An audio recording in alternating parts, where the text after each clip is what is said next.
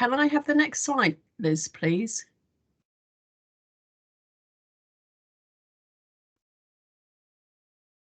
So our agenda for the day, for the morning, we're looking at marginalised groups and diagnosis. And as a lot of you will know, we've had a theme of sort of constant thread of looking at marginalised groups throughout these webinars.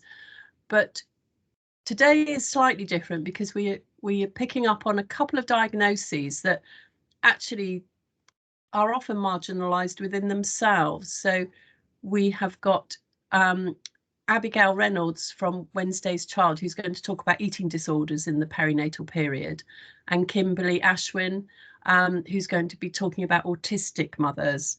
So I think there'll be a lot of interesting learning from both of those for us. And then our last speaker is Dr. Sally Wilson from Action for Postpartum Psychosis.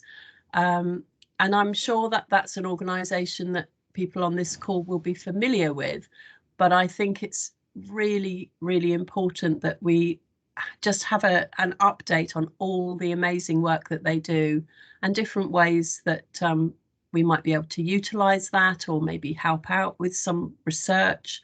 So I think it's going to be great to get that update from Sally and find out more about APP. So once again, for those people that are just joining, can you switch your cameras off if you're not one of the speakers? And I'm now going to hand back to Liz to give the national update. Thank you very much, Jenny. So welcome everybody. The detail of the slides that I've got today, there is quite a lot of detail in these in the national update. I'm not going to go through all the detail, but obviously you're going to get the slides as part of the pack, and I would encourage you to then go through them for, you know, to kind of really digest them afterwards. But just want to highlight some of the information on them. So the first slide is with regards to the planning guidance for this year. So obviously there is links to the planning guidance. There is a whole wealth of information and information kind of resources on the Futures collaboration platform. So we would encourage you to go to that to have a look. And obviously the key system deliverables that we're well aware of is the access targets. So in terms of increasing the access to specialist community perinatal mental health services. Then the flexible ambitions in terms of increasing access to psychological therapies, assessment and signposting for partners, maternal mental health services, and extending the period of care from 0 to 24 months. So those are the key elements, as well as the ongoing development of maternal mental health services.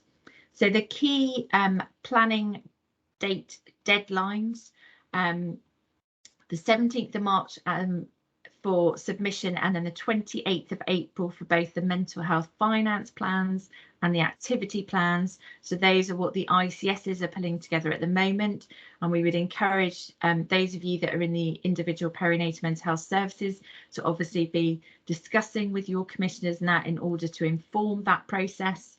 And then the mental health workforce plans have a slightly later date. So the draft submission is the 28th of April and the final submission is the 23rd of June. So go to the collaboration platform, familiarise yourself with that information and link in with your key members of your ICS in order to take forward the planning process, please. So I'm not going to go through the detail of this. This is taken from the mental health delivery plan, which again just lays out the deliverables, the context as to why this is important that we deliver, and then also in terms of where there is additional guidance. So this is part of the planning guidance. It can be found on the collaborations platform. Your systems have it, but you know, digest this when the slides come out.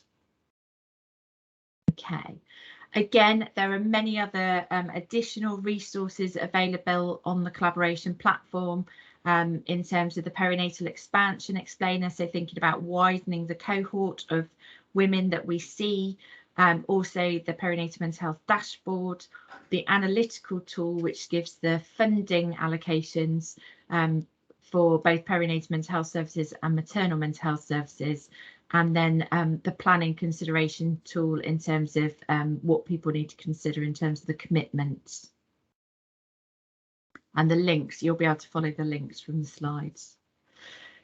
What I did want to spend a little bit more time on was maternal mental health services and the funding allocation for that, because that has just been updated. So in terms of the funding allocations for 2022 and 23, so this next financial year that we're going to go into in April. So there had obviously been the funding for the early implementers and the fast followers phase, and that ends at the end of March. And then the funding will go into baselines, and the mental health element of that will go into the SDF funding. Sorry, I've got that wrong. The mental health element of SDF funding finishes at that point, and then it will go into the baseline uplift, which is part of the mental health investment standard for mental health services.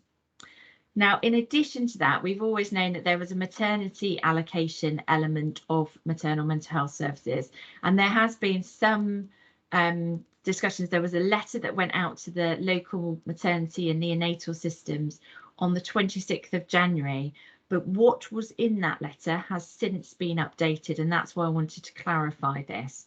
What we will also do following the webinar is for those colleagues that are within our own region, within the South East, we will also be sending this out in an email so that you have this as well as also being in the slides for our wider national colleagues.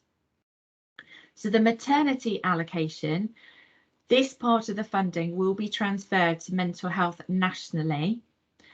And now it will not be based by baseline funding as was previously advised in the letter. Okay, so it will be badged as MMHS SDF funding maternity. Okay, the indicative allocations can be found on the Excel spreadsheet, and the link is included there, so you'll be able to find that on the Futures collaboration platform. But in principle, that is to be treated as a single pot of funding for MMHS. So you'll have the mental health element and the maternity element, but the idea is you treat it as a single pot. Okay, so thinking about going forward with our services, so the early implementers and fast followers, so those that are already in process in developing their maternal mental health services, should be thinking about how they're going to use their funds from April 2022 onwards. And obviously that is part of the planning rounds and obviously the business cases that you've been doing in order to maintain or expand their services. Okay, and for those early implementers and fast followers who to date have just covered maybe one geographical patch within an ICS area, it is important that the maternal mental health services are rolled out across the whole ICS footprint going forward, and cover certainly the whole footprint by 2023-24. For areas that have not been either an early implementer or fast follower, they now need to think about how they're going to use that funding that's now gone into the mental health allocations and the maternity allocation, as to how they will develop those services alongside the specialist perinatal mental health community teams and services.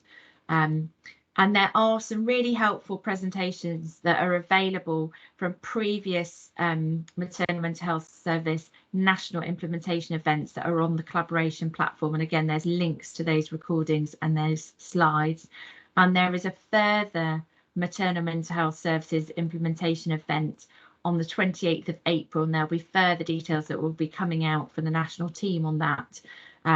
But would be good if you are involved in any way, shape or form within maternal mental health services to have representation at that event.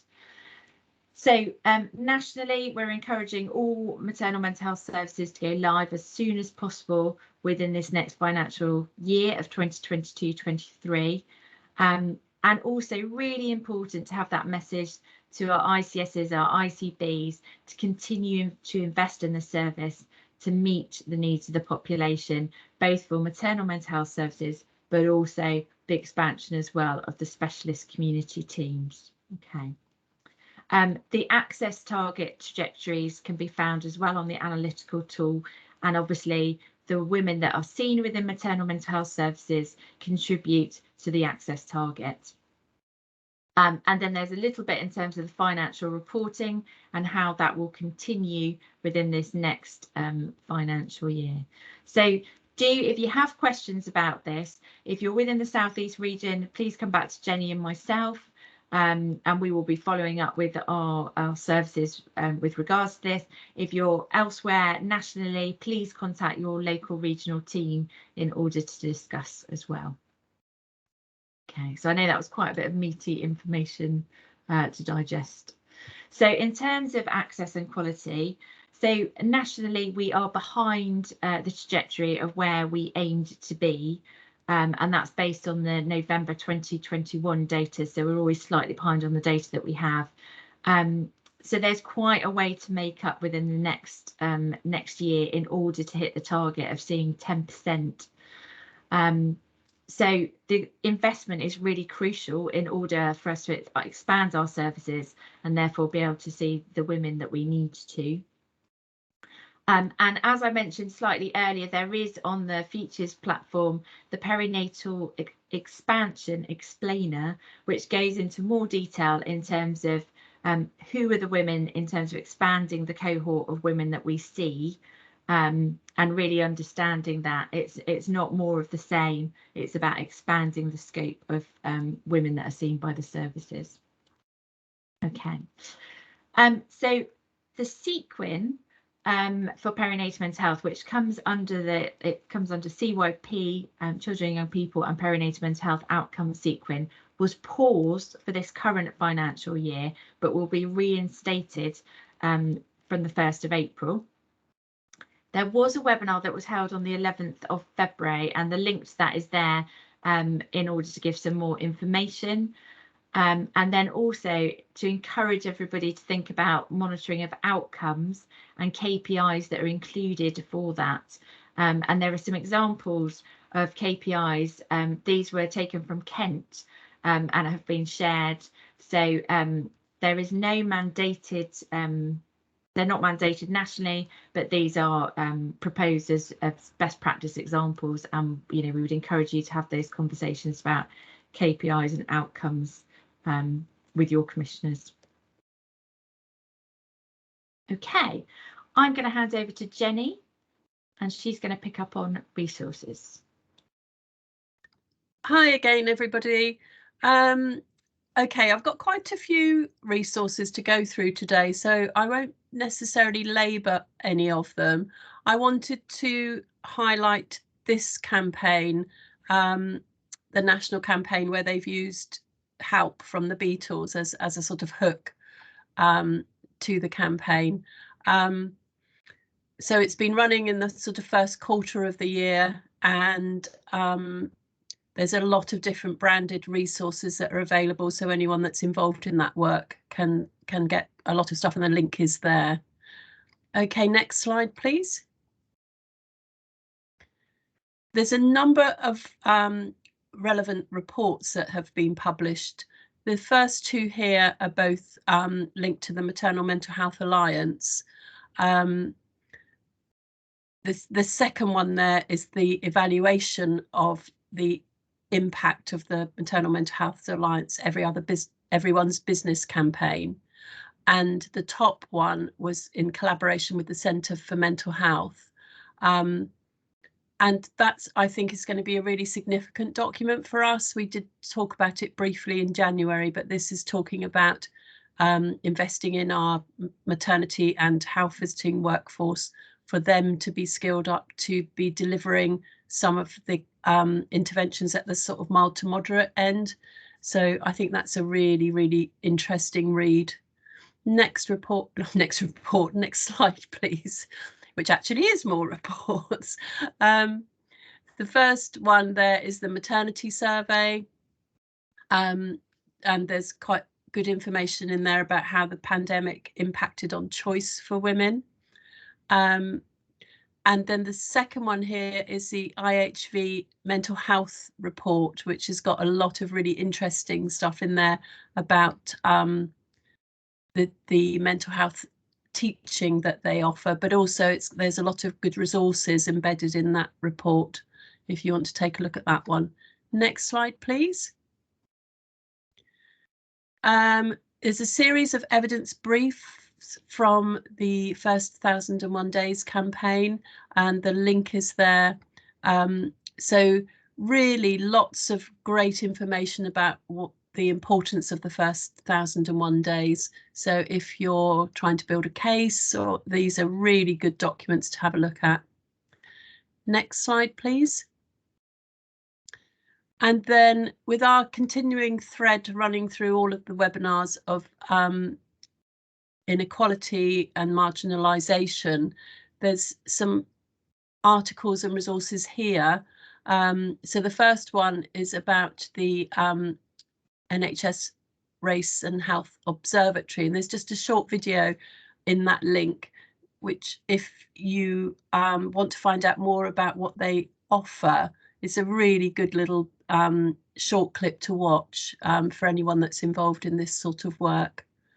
And then the second one is a research article, Not All Babies Are in the Same Boat. And again, that's really interesting in terms of the effects of socioeconomic status. Next slide, please.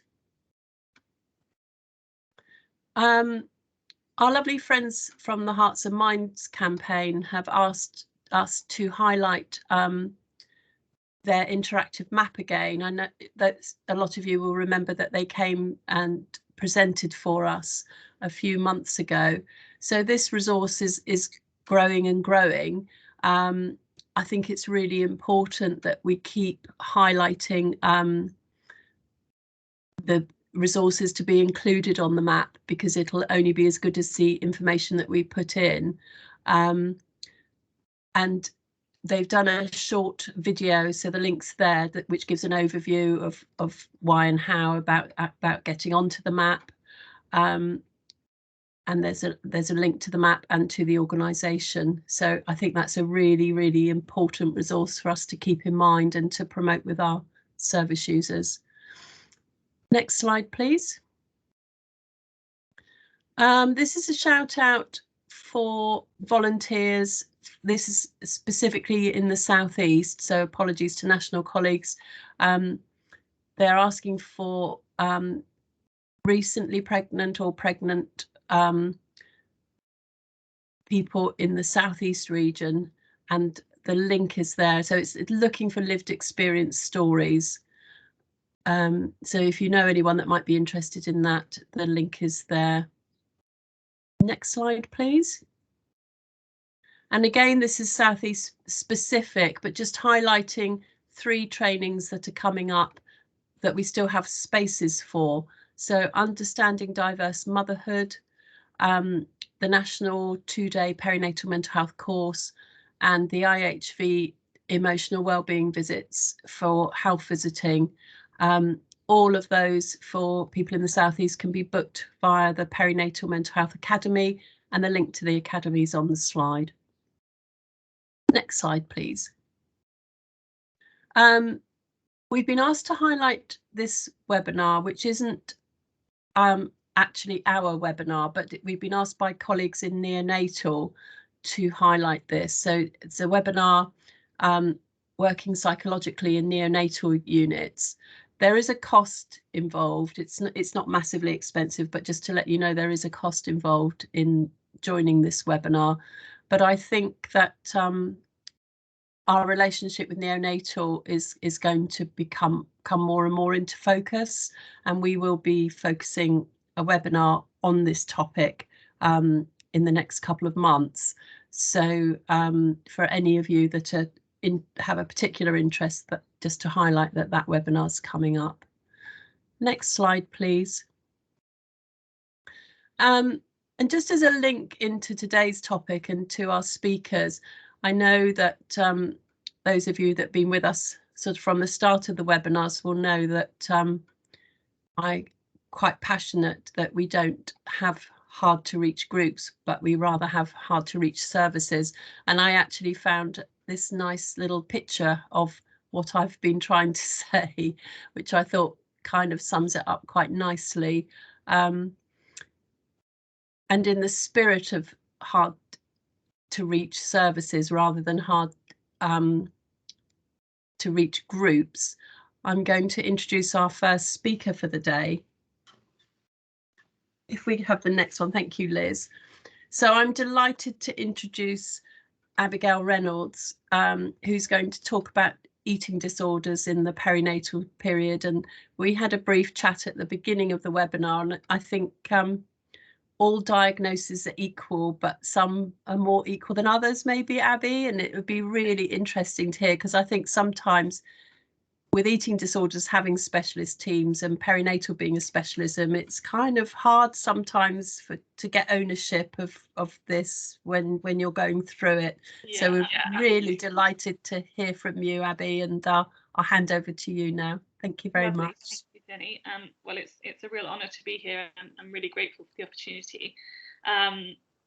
So I'll be sharing a little of my own experience of perinatal mental health, and I'll be highlighting some of the work the organisation I work for, which is Wednesday's Child, a not-for-profit eating disorder organisation, is doing to raise awareness and education around the subject of eating disorders during the perinatal period.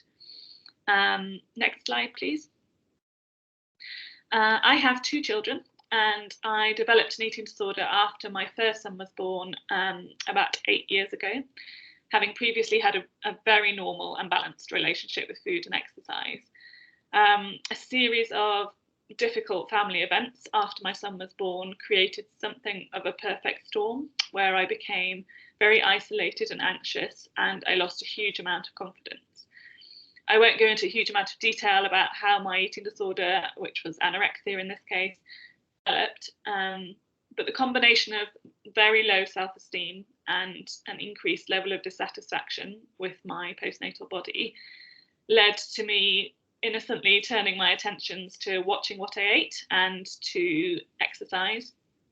And within 3 months of just starting to cut down my portion sizes a little, eating fewer treats and taking up running, and buying a Fitbit, I'd lost 1/3 of my body weight, and I was completely trapped by rigid, restrictive and punishing thinking and behaviours around food and exercise. Because my weight had previously always fallen just above the healthy BMI category, my very significant weight loss didn't technically bring me into the underweight section of the chart. I hovered at the cusp. This, combined with a dangerous over-reliance by many primary healthcare professionals on BMI as a measure of health, and really a complete lack of education and awareness about the many and varied ways in which eating disorders can present, meant that any concerns I expressed about how I was thinking and feeling with regards to food and movement were dismissed, first by GPs, then fertility specialists, as I desperately tried to conceive a second child while my undernourished body struggled to function properly. And latterly, after a miraculous one-off ovulation amidst 2 years of missing periods, resulted in me becoming pregnant, by midwives and obstetricians. Despite eating disorders being mental illnesses, the complete lack of education most healthcare professionals, including perinatal practitioners, receive about the mental symptoms of these devastating illnesses meant that despite feeling utterly tortured and trapped by disordered cognitions and compulsions, I was persuaded by those charged with my care that I couldn't possibly have an eating disorder because I was still at a technically healthy weight. I grew increasingly hopeless. I was in a horrid and all-consuming cycle of restriction, over-exercise, and being utterly controlled by the numbers on my fitness tracker and the scales. I wasn't sleeping, I was irritable, I couldn't be fully present with my loved ones. I felt like there was an impenetrable pane of glass between me and real life and the things that really mattered to me and my core values. And every day was an exhausting repeat of the previous one. I couldn't see any way out of my behaviours. When I found out I was pregnant for the second time, I really hoped that now I was carrying a baby, my body and mind might somehow reset and that factory settings would be restored. And yet I continued to feel truly possessed by this untouchably powerful force, which overrode every healthy, intuitive and protective instinct I had. As the weeks ticked on, I found myself wholly unable to allow the weight gain, which is such a natural and important part of pregnancy. My brain was a constant noisy soundtrack of calories, steps and kilos, just as it had been. But now I had the added devastating weight of guilt and self-loathing that came with feeling like I was completely failing my unborn child. My life was a constant tug of war between the part of me that wanted more than anything for this beautiful baby to thrive and the bullying, increasingly demanding and punishing voice which convinced me that gaining weight would quite literally be a fate worse than death. I felt that I deserved to die, and I was terrified that something would happen to the baby. I did open up to my midwife. At each appointment, I told her it felt like a huge mental battle to try to eat enough, and that I was doing too much exercise but simply couldn't stop. But since my baby was miraculously thriving, my midwife consistently told me that, well, I must be managing and there's nothing to worry about, the baby's fine. Eating disorders simply aren't on the radar of the vast majority of perinatal professionals, and this, of course, it's not the fault of this incredible group of dedicated professionals, but it's simply down to a lack of relevant education and training. And as someone said to me recently, you don't see what you don't know. I felt increasingly like an incubator, as though as long as my body was somehow providing enough nutrition for my baby to grow, my own health and certainly my mental health simply didn't matter. Next slide, please. Eventually, at 8 months pregnant, I reached breaking point, both physically and psychiatrically. And I knew if I didn't get some help, either I or my baby would be in serious danger. I was finally referred to eating disorder services by my GP and began intensive home-based treatment.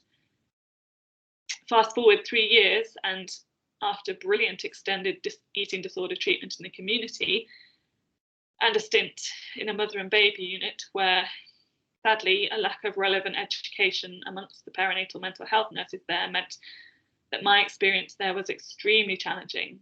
I was told to write my own care plan. I was told by nurses, oh, we don't know anything about eating disorders.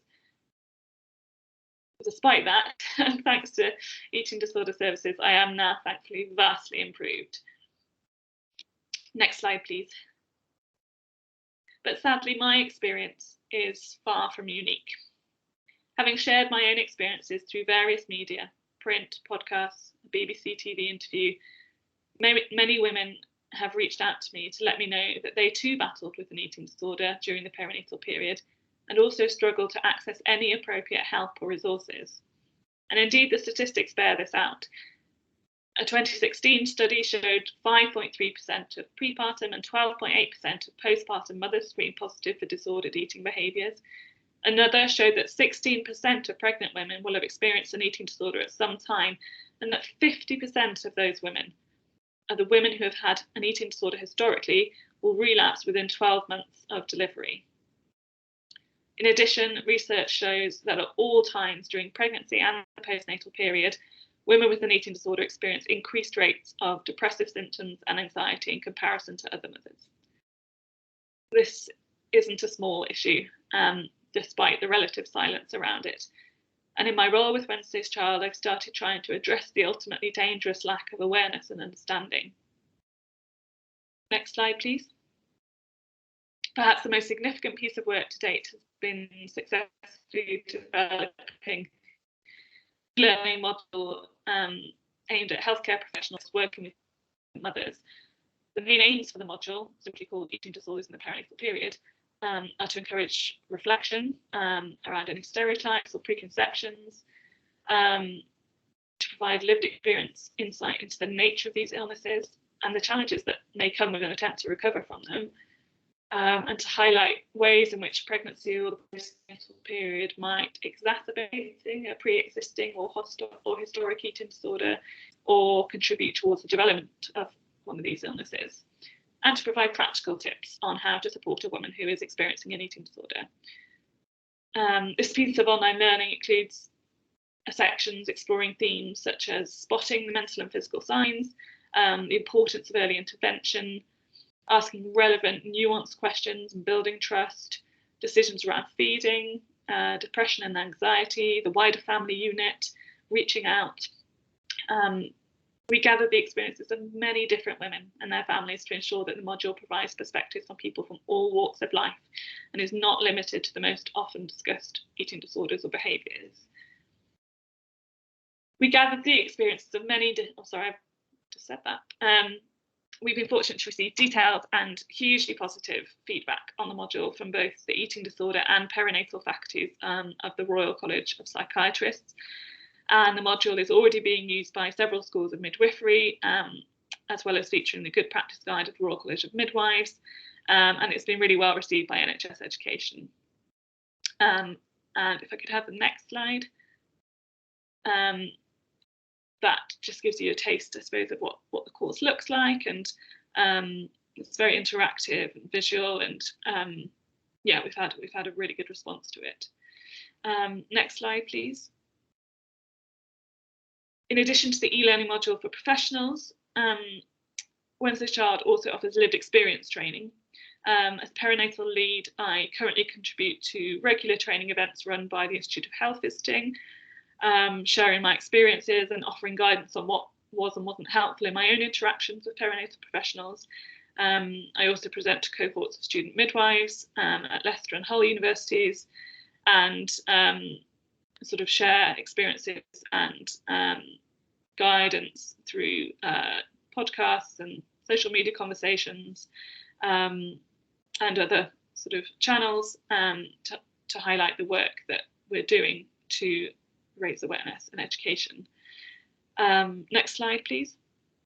We've also developed 2 modules which are specific to women who are themselves experiencing an eating disorder or are concerned about relapsing into previous eating disorder behaviours. There's one for women who are pregnant and one for those who are in the first year postpartum. Again, with lived experience insights from a range of women who have suffered with these illnesses, as well as plenty of information about the possible effects of an eating disorder on pregnancy and motherhood, and indeed vice versa.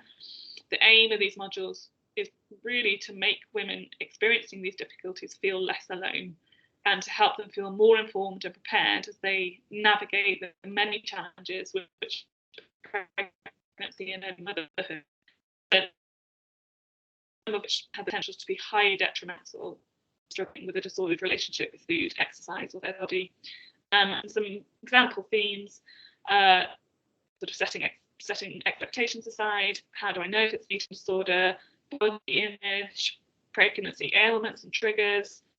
Will an eating disorder hurt my unborn baby? And sort of communication with partners, with healthcare professionals, older children, seeking treatment. And a few others. And again, you'll see a couple of snapshots of the modules on the next slide. In addition, we offer free one-to-one befriending support for women experiencing eating disorders during the perinatal period, delivered by volunteers with lived experience of both suffering and recovering from an eating disorder during pregnancy or early motherhood. And yeah, just to sort of wrap up really, so the NICE guidelines for the recognition and treatment of eating disorders offer some limited guidance on supporting women affected by an eating disorder during pregnancy. But last month, the new SIGN guidelines for the treatment of eating disorders were published in Scotland, which now contain a section dedicated to eating disorders during the perinatal period, which I think is a clear sign that this is a sizable issue.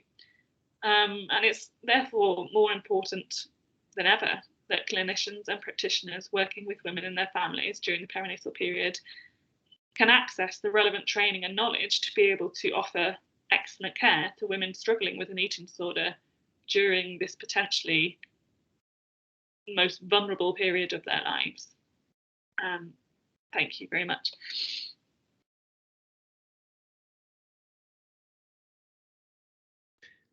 That's brilliant, Abby. Thank you. We have got time for a couple of questions, and I've noticed that the chat has been quite busy. So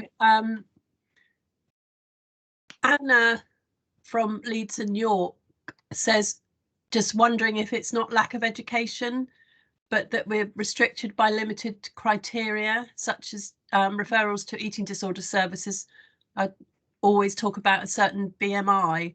Yeah, I mean, I think it's both. I think, you know, my experience and the experience of many women I've spoken to shows that really, you know, we've had experience of a range of perinatal mental health professionals simply not acknowledge or identify or understand what experiencing an eating disorder is like, or how it might present. But equally, you know, that's not everybody, of course, and equally, yes, eating disorder services are severely underfunded, and this BMI criteria is just very outdated and hugely dangerous. So yeah, I can completely understand that actually there must be a lot of frustration from within perinatal mental health that when eating disorders do come up, there's not always actually somewhere for the patient to get that specialist treatment. Yeah, there's somebody's asked about where we can find the e-learning, but I think that's actually been answered in the chat by saying it there on your website. Yeah, that's right. Thank you. Yeah, the modules for women have just been updated, and the new versions of those are going to go live in the next couple of days. And all three, the healthcare professional module and the two for women, have just been made free. We were formerly asking for a £5 donation, but we really want there to be no barriers to people accessing them. So yeah, do share with anybody who you feel could benefit. Brilliant. And there's somebody that's requesting you for some more work, Abby, so I'll let you pick that up with them separately, but lots of people saying thank you so much for your talk. Thank you for giving me the opportunity to do it. It's it's great to be, I suppose, for people to be open to kind of hearing about these things. Yeah, brilliant. And I think one for me to sort of think about and muse on is, I think we all need to be mindful working in specialist services that maybe we have an active eating disorder lead in perinatal, and we seek active perinatal leads in eating disorder services, and we're talking and learning together before we get that really complicated case that we're trying to sort out, you know, that those relationships are already in place. Yeah. And we understand each other's services, and so that we're not having to make difficult decisions in haste at a difficult time. Yeah, I think, yeah, that was certainly one of the most difficult parts of my experience, was getting to, you know, a couple of weeks before I gave birth and having the eating disorder team slightly in panic mode, and then perinatal mental health finally having them kind of brought in and both sort of going, is this yours or ours or what? Yeah. You know? And actually I just felt like I had no safety net. I thought, hang on, no, who's looking after me? You know, I can't look after myself. And so, yeah, I think the more things can be sort of there in advance, and the more it can be joined up, I think the better. Perfect. And Lucy in the chat has asked how the befriending works. Can I ask you to answer that one in the chat, Abby? And then I'll move on, and then everyone be able to see the answer in the chat, and we can move on to our next speaker. But thank you so much. That was brilliant. And I am now going to introduce Kimberly Ashwin, who has very kindly agreed to come and talk to us about another group of women who often find it quite difficult to access or to be in services, I would say. So over to you, Kimberly. I'm really looking forward to it. Thank you, Jenny. Hi, everyone. Thank you very much for having me today. So we've got a very limited amount of time tonight, so it will be very much a whistle-stop tour to autistic mothers today, but do get in touch with us if you've got any other questions or anything else after the webinar. That's absolutely fine. Next slide, please. So my name's Kimberly. So I am a registered learning disability nurse by background, but I work as an autism nurse consultant. My background until the last 18 months was within the NHS, and particularly supporting mental health services to reasonably adjust their services for autistic individuals or people with a learning disability. I am also a mum, I'm proud to say, to a beautifully autistic young lady who's 12, and she always tells me if I mention her, I have to say how good she is at gymnastics. So I'm just putting that out there. So I've done my bit as a mum. But my lived experience, very similar to Abby, albeit that I'm not autistic, certainly does influence how I practice, every day, and how I interact with services as well. Next slide, please. So the autistic community are very vocal about how we refer to their autistic identity. Now, as healthcare professionals, I think we were all taught to talk about the individual first. So within learning disability, we say person with a learning disability. We don't say you're learning disabled. Similarly, the same when we're talking to individuals with mental health needs, we identify the individual first. However, the National Autistic Society did do a survey on this a few years ago, and actually the majority of the autistic community preferred to be called autistic. It took me a long time to adjust my language as a professional, felt very uncomfortable, but ultimately we do need to listen to what the autistic community prefer. So I will be using autistic person as the same as within the title. However, we do know that there are a small part of this population that still do prefer person with autism. We often find this these are individuals that have been diagnosed later on in life, so usually in adulthood or in older adulthood sometimes, and often still carry their autism around in their handbag, as the infographic shows, so still not quite encompassed it as part of their overall identity. So autism is part of that wider neurodiversity, and most of the neurodiverse people will prefer this identity of this first person kind of language. So just so you know, but always do ask your patient or client or whoever you refer to the individuals you work with, because actually this in itself will get you on a good foot in terms of building that rapport with them. Next slide, please. So what is autism? We hear this a lot. It's quite a buzzword at the moment within the community. I think we have some thanks to that with the NHS long-term plan, first time in history actually identifying it as its own right in terms of one of the priorities, which is fantastic. But actually, what is autism? Now, we all probably have some very stereotypical views of what autism is, generally either by our own lived experience or exposure to autistic individuals, or what we have seen on TV programmes. We can see Sheldon from Big Bang Theory, for example, as one of the stereotypes. But actually, autistic individuals are all individual themselves as well. They are still a human being, ultimately, underneath an autistic diagnostic criteria. Now, if we do look at the DSM-5, they will describe autism as a neurodevelopmental disorder. I prefer a difference, and certainly when I'm doing a diagnostic assessment, I'm looking for a difference rather than a deficit. And it describes some difficulties within social interaction, communication, and then a very broad umbrella of restrictive and repetitive interests or activities. So most people will know that about special interests. So I was supporting a mum recently who was early in her first trimester. Just found out she's pregnant with her 5th child, and actually her special interest was children and being a mum. So it was very engrossed in that, very intense in terms of experience of pregnancy and so forth. But actually the repetitive and restrictive interests and activities are much wider than that. It looks at routines, it looks at repetitive and restrictive kind of motor movements or speech. So this is where we can see some echolalia. So someone might repeat exactly what you've just said. And this is also where we can pick up some of these sensory differences that people can experience. Now, we've moved on in more recent years from using functional labels. So some of you that have been around in practice for many years will be very aware of terms like Asperger's syndrome, high functioning, low functioning autism. Now, we are coming away from those. The autistic community have been very clear and very vocal that they feel they are harmful in terms of people accessing support, but also in actually identifying people's strengths and weaknesses and needs as well.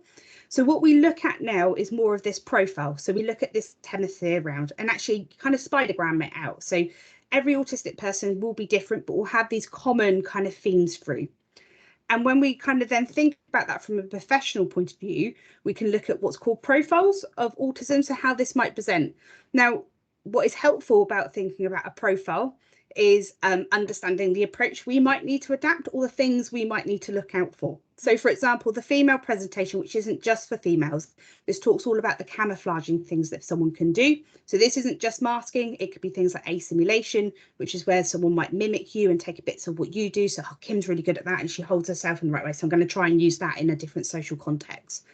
Now, these individuals will probably be your women that are coming through your services without a diagnosis, but you're interacting with them and thinking, just feels quite awkward. It doesn't feel quite right. It doesn't feel quite natural.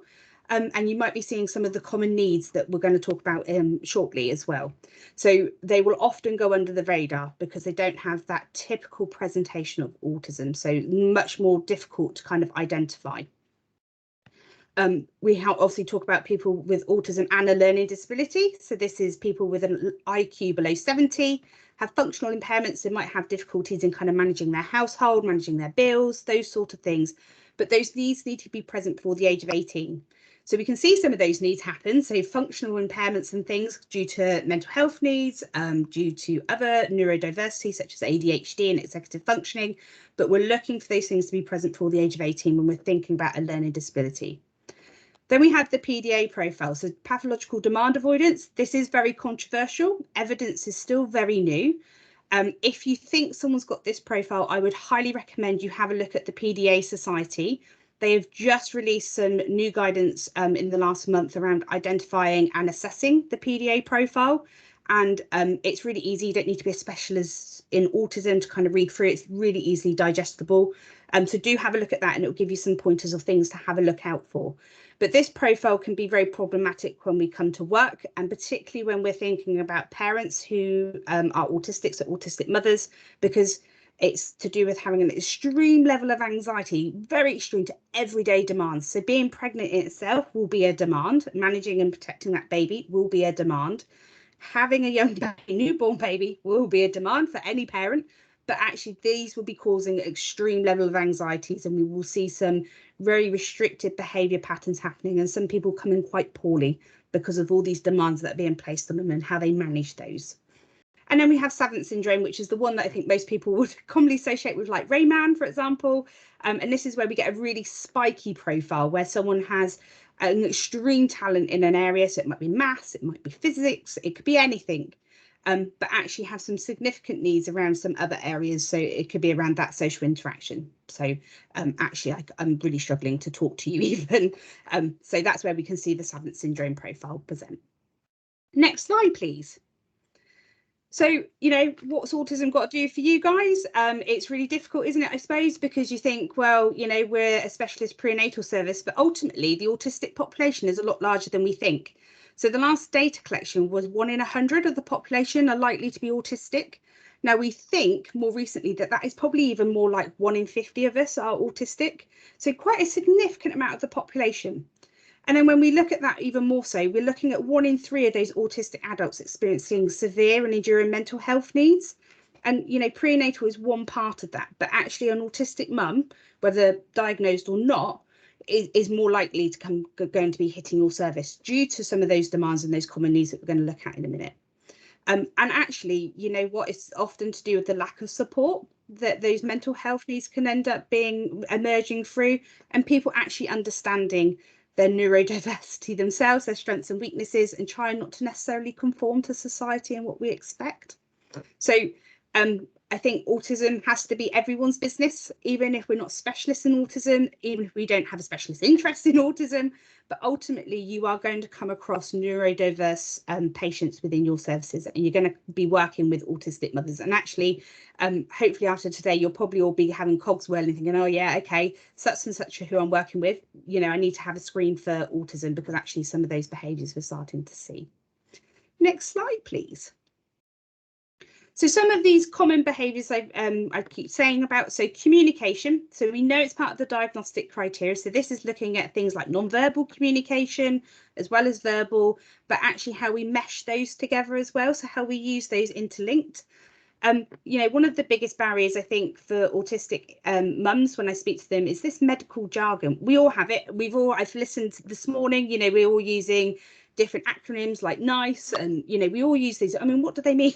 No one tells us. We all can go away and have a look up those things, or we learn them, and we have jargon that's actually relevant to our own sector as well that we can often do.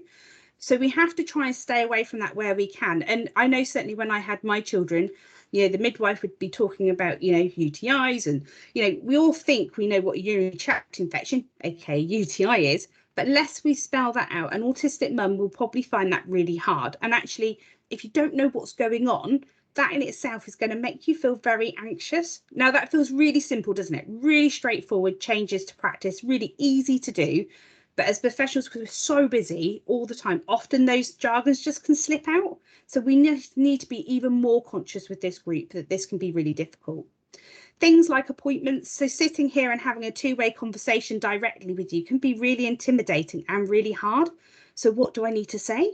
You know, are they going to take my baby away? What if I say this? Can I be honest? You know, we don't tell people the benchmarks of what a good parent looks like because we don't actually know ourselves. You know, we don't have a tool book, and was working with a parent at the moment and saying, actually, what I need is a rule book of how to be a good parent and what I need to do, because they spend copious amounts of time researching the evidence base around being a good parent and what that looks like, to the point they're exhausting themselves, because actually none of us parent gold standard parenting, because actually we're all human beings and we're all normal. We all strive to it and we can all learn to adjust. So, you know, my kids did have jar food, for example, when we was weaning sometimes when I was going out. It wasn't always organically made, but actually the evidence base says it should be organic food.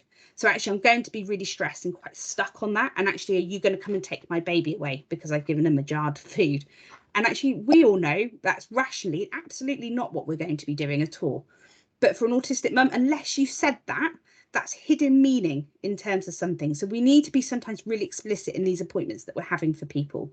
But we also need to think about the timings of our appointments sometimes. You know, if they've got a very rigid routine and, you know, set out, actually having an appointment which bangs in the middle of that, the likelihood of them turning up is going to be low, or if they turn up, they're likely to be super stressed. So we need to think about how we communicate the times of appointment and let people know that sometimes it's okay to rebook, or to say, you know what, I can't make that one, have you got another time?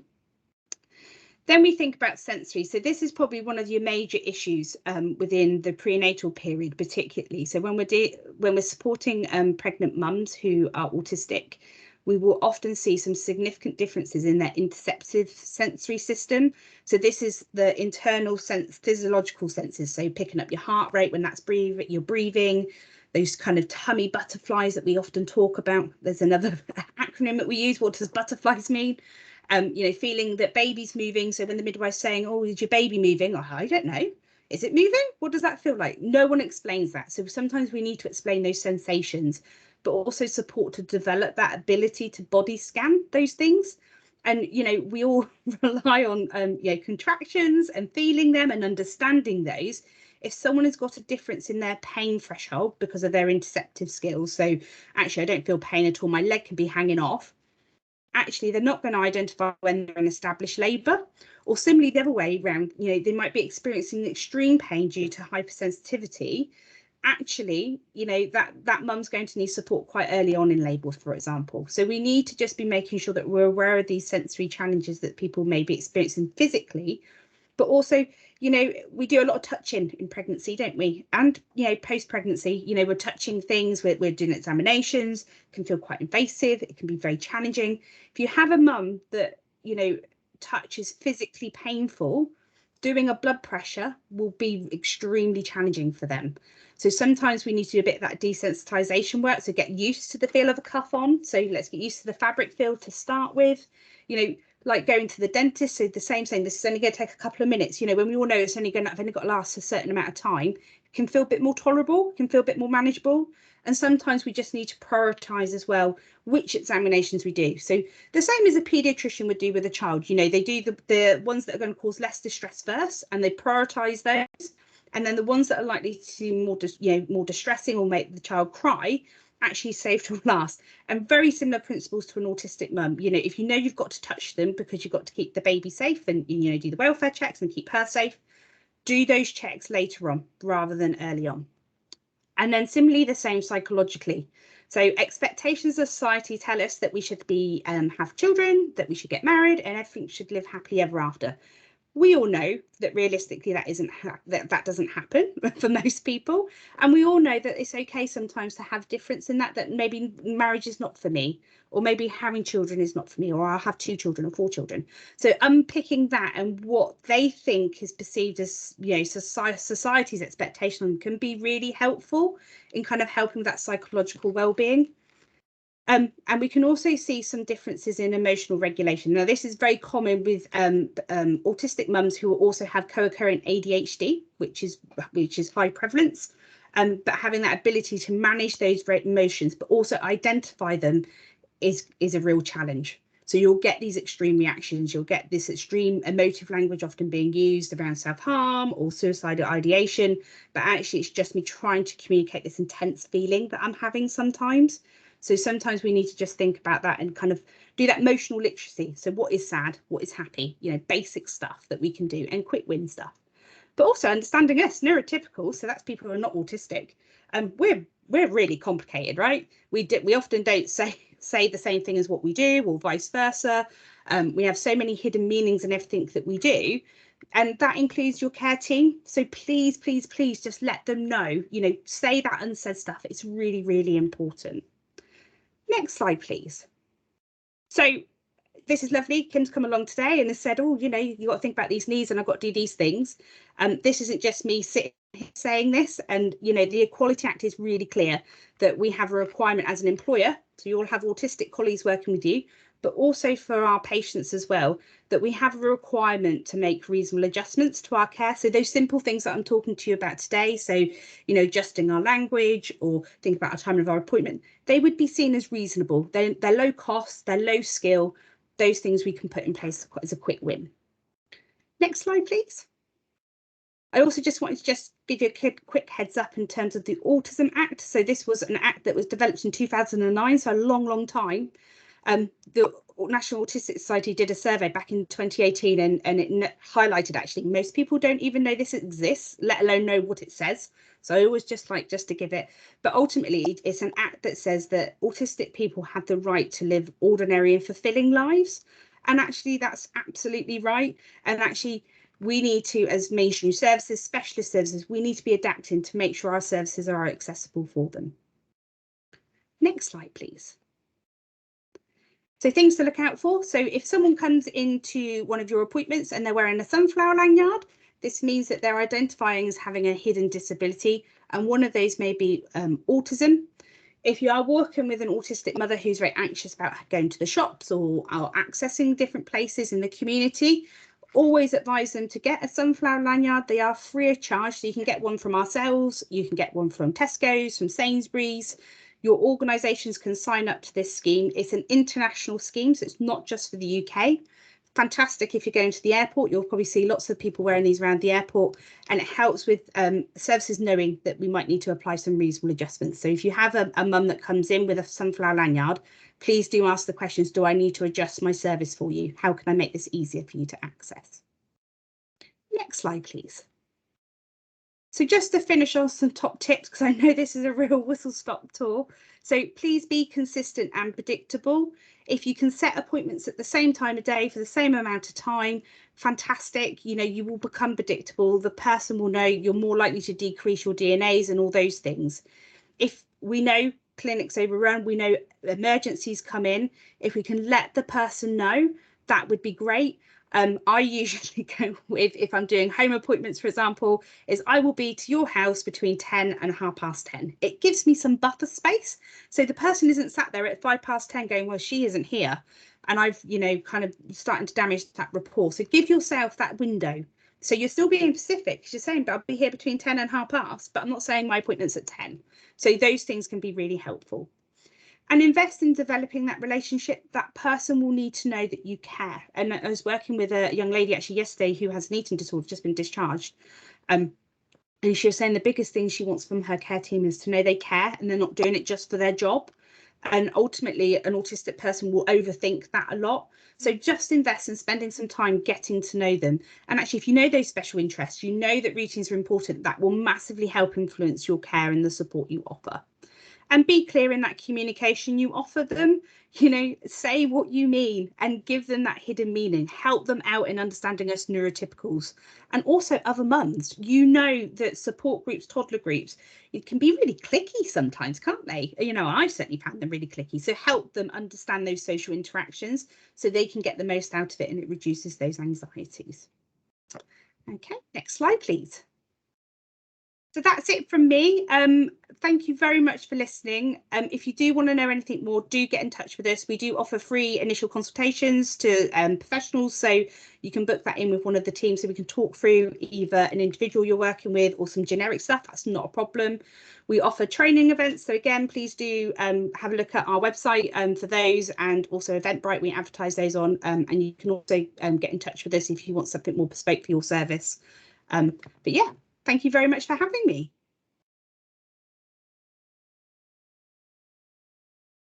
Oh, that was amazing. Thank you so much. I think we've all learned, certainly looking in the chat, Kimberly, we've all learned so much this morning, and I'll allow you to sort of have a read of it and enjoy your feedback. And the same for Abby as well. I think people have really got a lot out of it. So can I just ask a quick question? We've probably got time for one other as well. With the consultations, is that like nationwide? Yeah, so we work nationwide. So yeah, we're more than happy. So it's there for 30 minutes and we offer those. It's really important that we help clinicians feel a bit more comfortable and in control of being able to support. That's fantastic, because often you hear of something like this and it's quite a limited sort of postcode that it covers. So I'm sure that's something that we'll all be thinking about taking advantage of. Is there one more question from the audience today? Audience, that sounds quite formal. It does, from you guys out there. No, you've gone a bit quiet. Well, if there is anything, do you mind picking it up in the chat? Absolutely, I'll have a look through the chat. That's fine. Thank you very much for having me, everyone. Thank you for coming. Thank you. Okay, so on to our last speaker today, certainly last but not least. We're delighted to welcome Dr. Sally Wilson from Action on Postpartum Psychosis. And I'm not going to dilly-dally because I think Sally's got a lot to tell us about this amazing organisation. So I'll disappear and over to you, Sally. Thank you very much. And can you hear me okay? Yeah, okay. So good morning, everyone. Thank you for inviting me to talk today about action on postpartum psychosis. So my name is Sally Wilson and I'm an academic by background, and I've spent some time lecturing and conducting research at Bangor University in North Wales. I've worked with APP for 3 years, coming up to 3 years, as the National Training Coordinator, so helping train health professionals across the UK in postpartum psychosis, and recently took on coordinating the research within the charity. So I had postpartum psychosis in 2015 after the birth of my daughter. So I'm not going to go into too much detail about that today, but I am going to talk to you about APP and all the amazing things that we do to support women and families. So next slide, please. So I'm not going to go into too much detail about what postpartum psychosis is, just because of the audience here today, but I always like to point out the following: that it's a severe and frightening postnatal mental illness, and it should be considered a medical emergency, and that's due to the rapid escalation of these symptoms, and that usually occurs within the first few days and weeks after childbirth. So ideally, a woman should be treated in a mother and baby unit with her baby, but will need medical, psychological and emotional support as well. But it is important to remember the positives, that with this right appropriate treatment and support, that women can make a recovery from postpartum psychosis. And that brings me nicely onto APP and the charity. So next slide, please. So APP was originally a research panel back in the 1990s at Birmingham University. So patients were asked to write about their postpartum experiences to clinicians and academics. And it became apparent that women and families needed a lot more accurate and evidence-based information around postpartum psychosis, and a lot more support around the recovery from PP. So it became a charity in 2011, and it's a collaboration between academic experts, specialist clinicians and women and families with lived experience. We're still hosted by the University of Birmingham and the National Centre for Mental Health at Cardiff University. We have a network of over 1,000 women who've experienced postpartum psychosis or any other severe postnatal mental illness that's included symptoms of psychosis or mania or bipolar, so quite a broad spectrum there. So APP started out quite small. There was 3 people running the charity back then, but it's expanded rapidly, particularly over the last couple of years, and we now have over 20 members of staff and who work remotely across the country, but and over 100 volunteers throughout the UK. So next slide, please. So 2021 was our 10th birthday, so our anniversary as a charity, and to celebrate this we launched our first ambassadors for the charity, so that's Laura and Hugo, and they've helped us to raise even more awareness of postpartum psychosis. So Laura had PP after the birth of her son, and has written a very raw and honest book about her experience. I'd recommend that, and it's helped to raise even more awareness of PP. So next slide, please.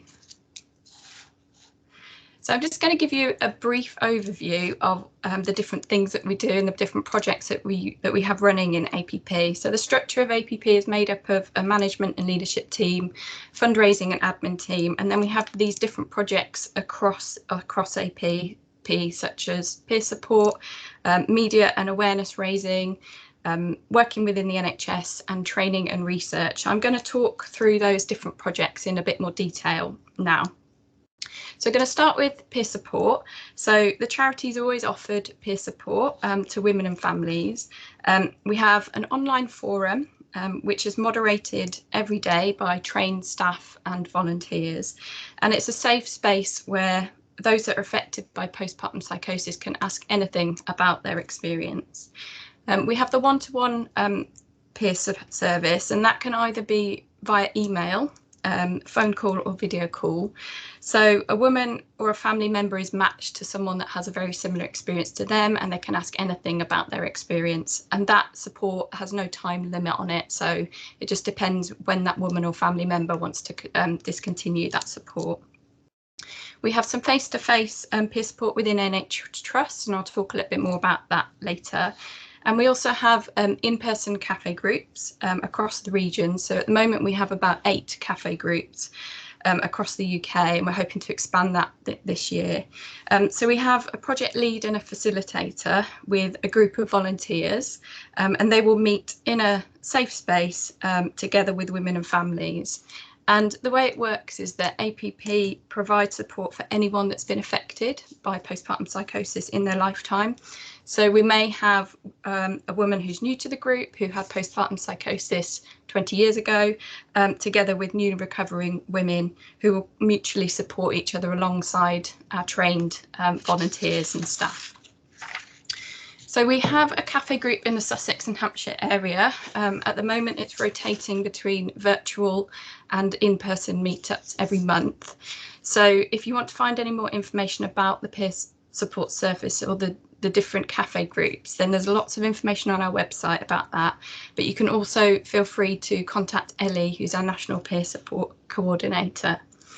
So if, for example, you had a woman or family who might benefit from our peer support service, you can signpost them to the peer support section on our website.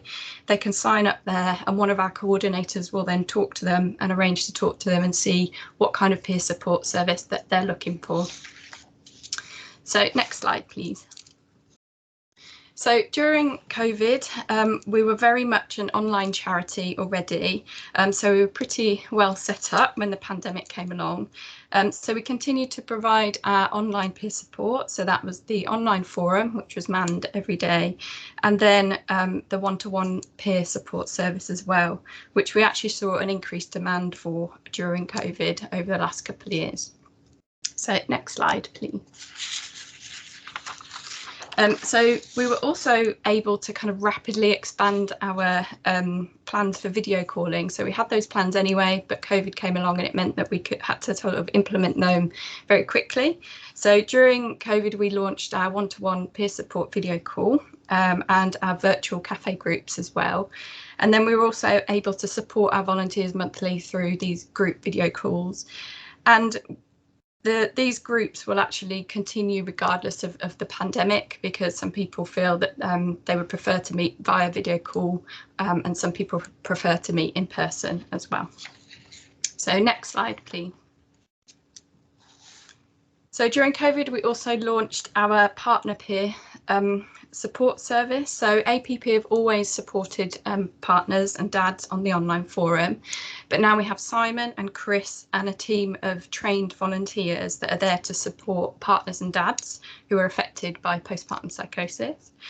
We know that it can be a devastating time for partners and the wider family, and the team often talk to them whilst the women are in crisis, or if they've been admitted to a mother and baby unit or general psychiatric ward. And this offers great comfort and hope in that time, really, that things will get better. So we also launched towards the end of last year the first grandparents video call. So again, this offers support to those who are affected by postpartum psychosis from people that have been there and been through it themselves. So next slide, please. I just want to talk to you a little bit about the power of peer support. So we know that peer support and the services at APP are essential and they save lives. So in a recent APP survey, we found that 1/3 of our women said that APP actually saved their life. And I am one of those 3 people, as APP did save my life.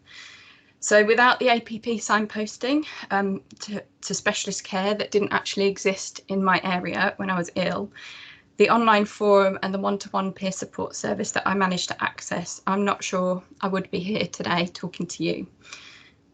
So 1.5 years after I was ill, I started to actually meet women in real life that had been through similar experiences. And that was a life-changing moment for me, and it had a massive impact upon my recovery. So it gave me hope that I would get better and I would not always be that way, and that eventually one day I wouldn't be in this kind of devastating, traumatic period of illness. So next slide, please.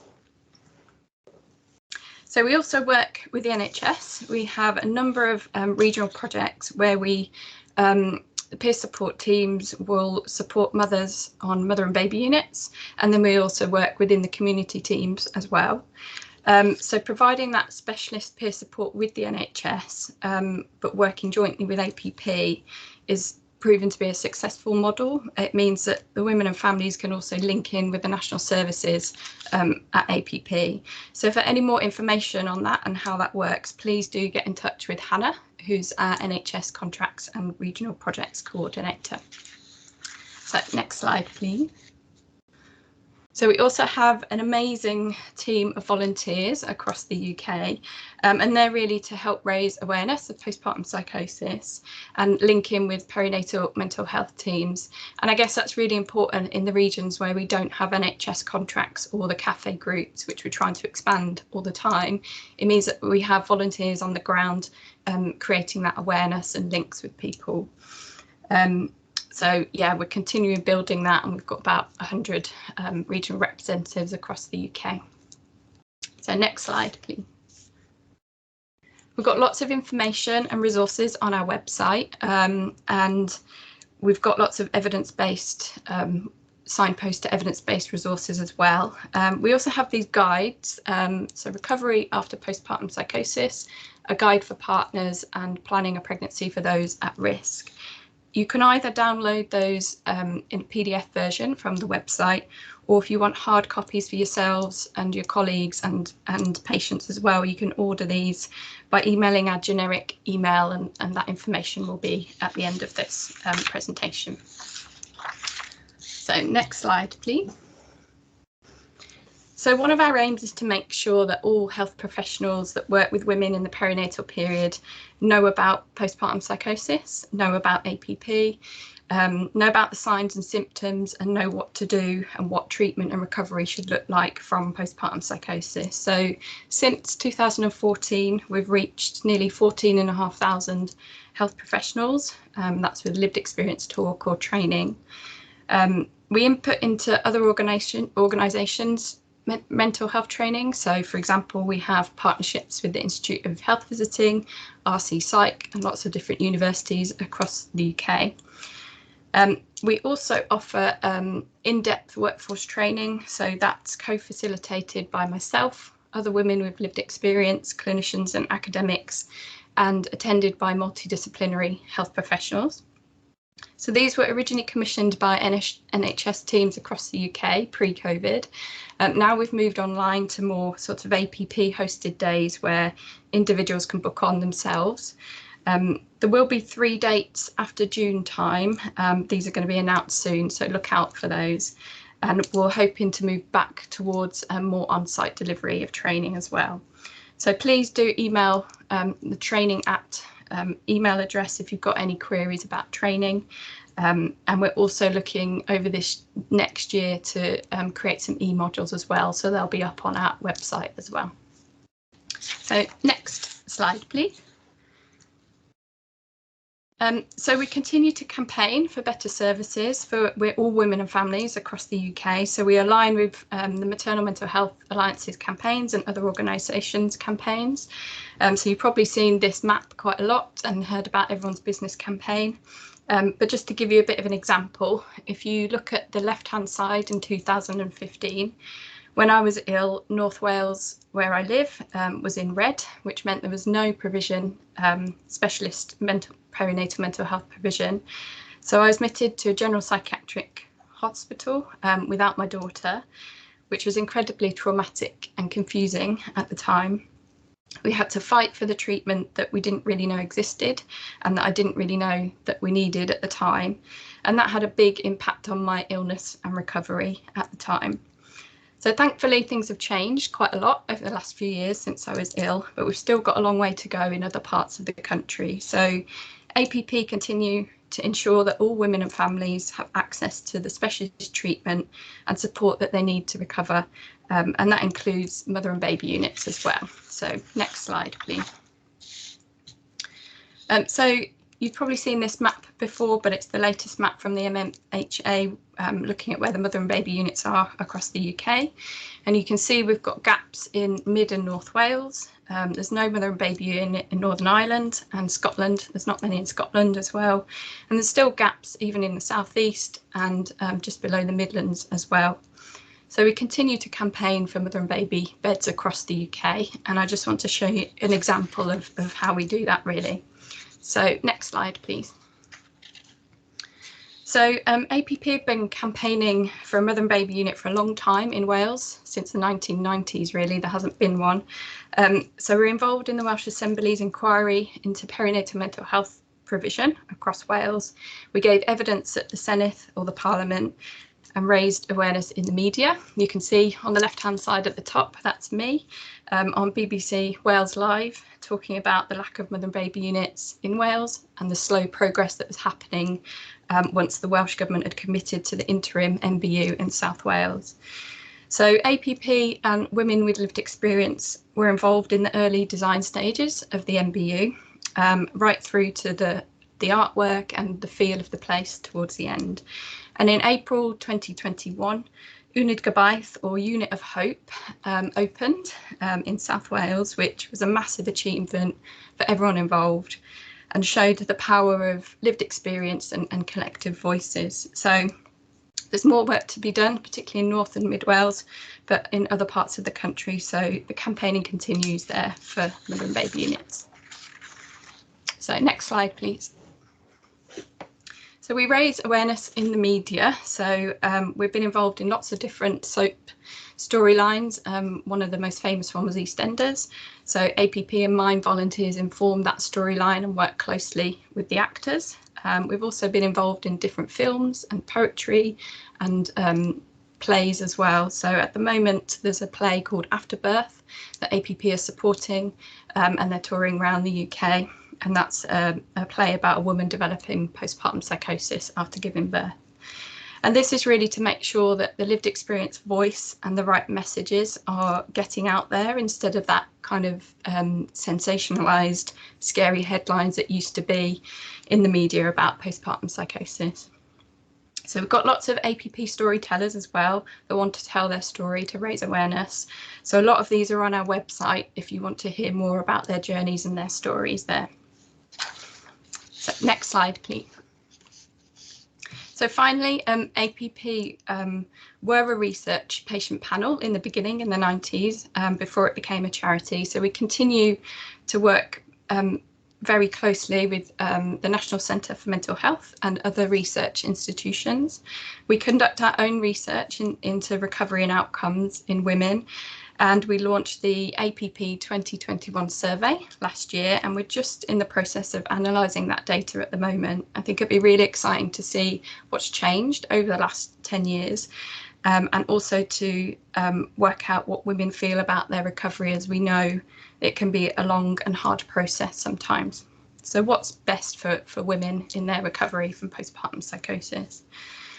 We also work with lots of other researchers that want to conduct studies. So we help them to recruit input into study designs. So I guess if you know any women or families who would be interested in taking part in research, then do signpost them to APP. Or if you're researchers yourselves and looking to conduct studies, then please do get into contact with us and see how we can help you. So next slide, please. So I'm going to stop there so I don't go over time, but that was a very quick overview of some of the projects that we've got going on in APP, and we're doing lots of other things as well. But these are our contact details. So we have the website there, the main APP email address and my email address.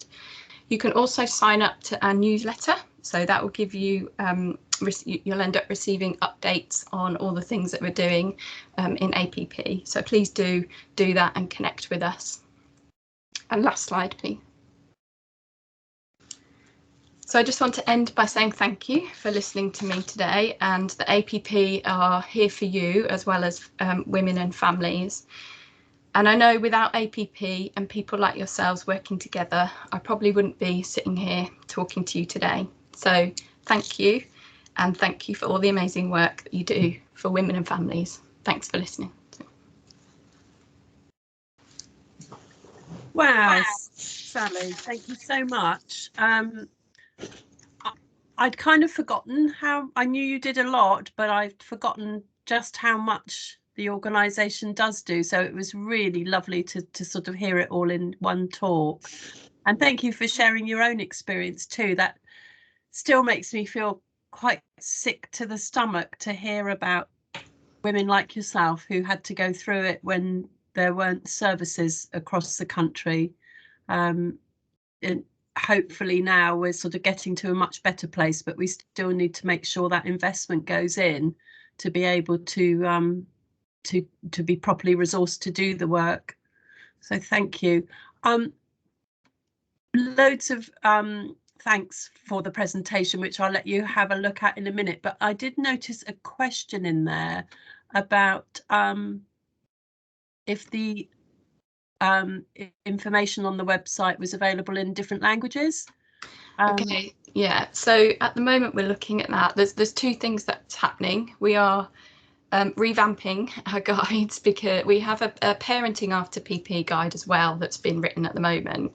But we've also these guides were written pretty much 10 years ago when the charity started, so they do need a bit of a revamp. Things have changed over time, and you know, language has changed over time, so we're actually looking to kind of revamp the guides as they are now anyway. And then we've also had quite a lot of requests for our guides in different languages. So for example, a organisation in Spain have translated them into Spanish. We've got another country that wants to translate them. So we are, if people want to help us translate them for us, I mean, it has to be done officially and legally and through our team, but we are looking to get that guides out in different languages, you know, for example in Welsh and for other different languages across the UK. So yeah, so we haven't at the moment got them in different languages, but it's something that we're looking to do. So if anyone feels like they can help us with that, then please do get in contact with us. Okay, do we have any other questions for Sally? I can't quite work out how we've done it, but we've come in on time, which is astonishing, with three such amazing speakers and such interesting presentations. So thank you so much for the presenters for that as well. It's amazing.